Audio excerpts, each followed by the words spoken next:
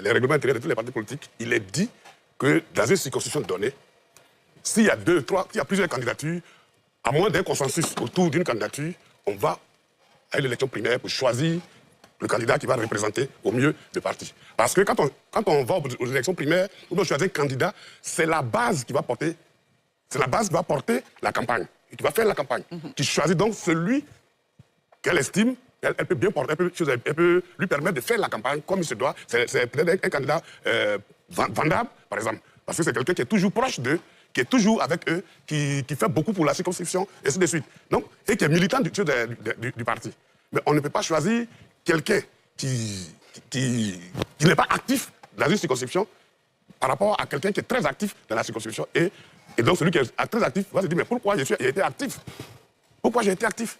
Donc, comme la base est à ma faveur, c'est cette base-là qui le pousse à aller en indépendant. OK, on va revenir sur ce point. Traoré Sidiki, Sidney, merci d'être avec nous sur ce plateau d'NCI 360.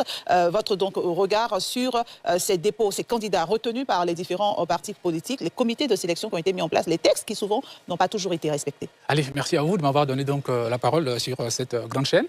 Ben, déjà, concernant ce qui est en train de se passer par rapport aux législatives à venir, il faut dire que nous sommes dans un premier temps dans une gestion normale d'un État. En Côte d'Ivoire, on a fini avec la présidentielle, maintenant nous sommes avec la législative. Ça veut dire que jusqu'à preuve du contraire, notre État fonctionne très bien. Alors, maintenant, concernant les choix des différents candidats, moi je pense qu'il faut laisser cette responsabilité stricte aux partis politiques. Pourquoi je le dis ainsi?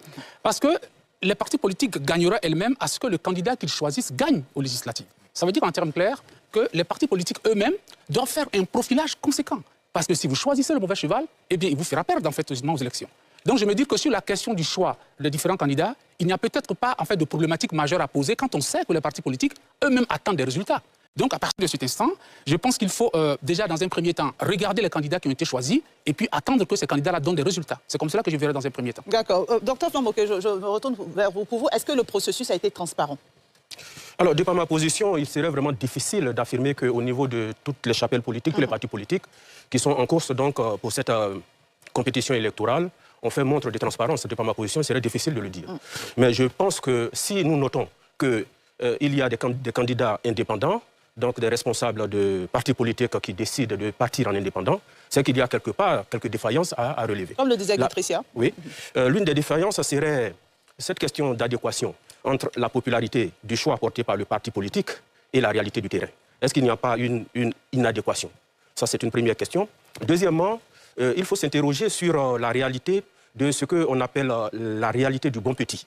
Est-ce que certains candidats